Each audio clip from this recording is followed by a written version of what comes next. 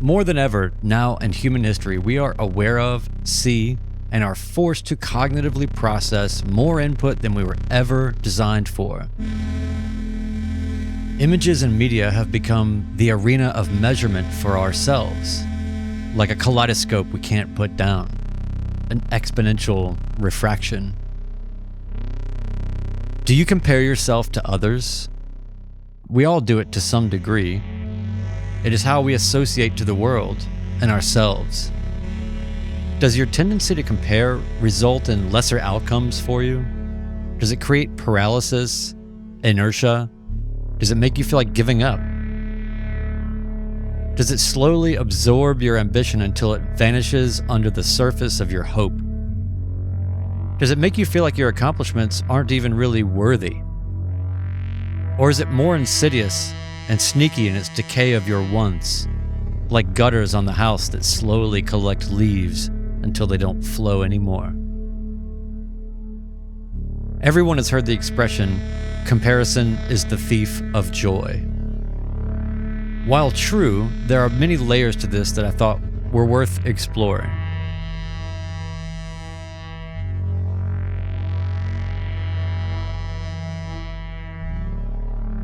I see so much of this in different shades and gradients, occupation of people all around me. It reminds me of that movie, They Live. Have you seen that one?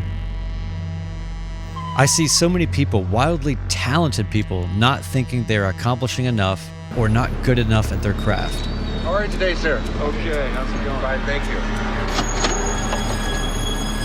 Thank you, sir. I see people on social media seeking validation through dopamine unapologetically, and for some, quietly masking the feeling that they are really lesser, like those lizards that flare up to look bigger than they really are. Metaphors articulate and obscure our efforts to make sense of the world.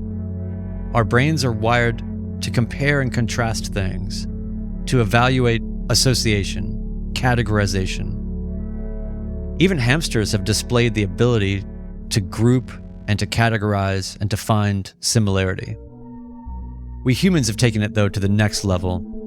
Abstraction, metaphor, likeness across concepts. To compare is to evaluate. This is a primordial tendency that is good, mostly. We evaluate things quickly this way.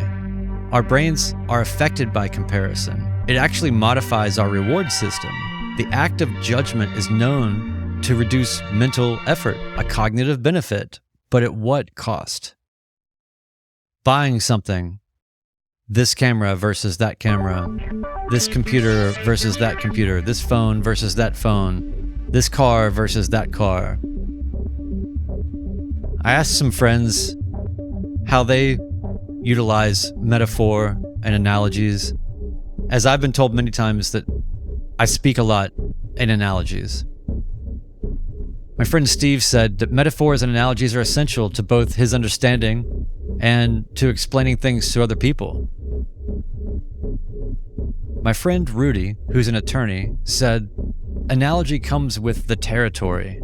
The practice of law requires use of analogy. Analogous cases are supposed to be treated similarly. Precedents exist for this reason. Practitioners ignore this principle at their peril. My friend Beth said, to apply creative abstractions helps me to better understand, recall, and come up with new ideas or see something in a different way. It can also be a means of surprise connection that is usually more likely to make me laugh or feel something with more intensity. We compare ourselves to others.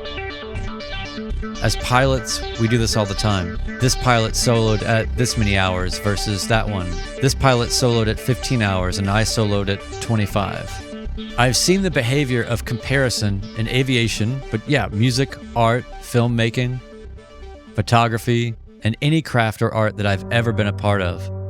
And while I understand it, I also kind of don't get it. Where does this comparison end and inspiration begin?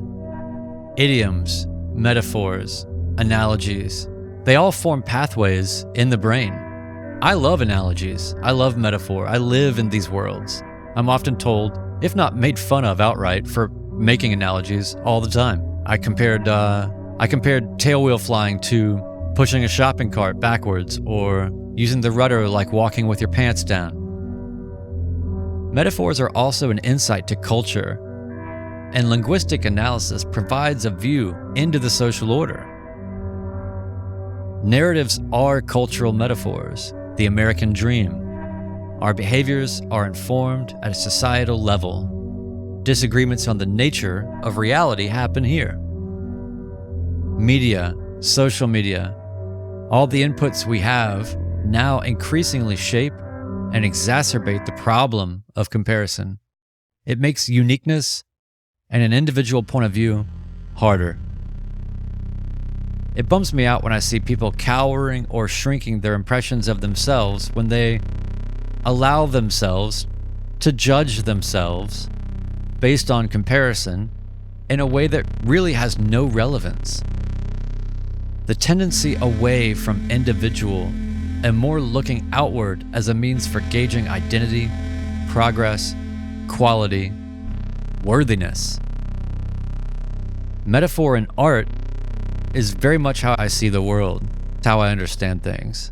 But I'm always aware, in the way that I practice my life, that I don't let metaphor, comparison, or analogy shape negative cognitive patterns or create any bedrock for self-doubt. I am myself and only myself. You are you and only you. While we're all hamsters at the least, able to compare and categorize, don't let that become a force that clogs your aspirational gutters. Use the art of comparison to understand more about the world, not to think less of yourself in it.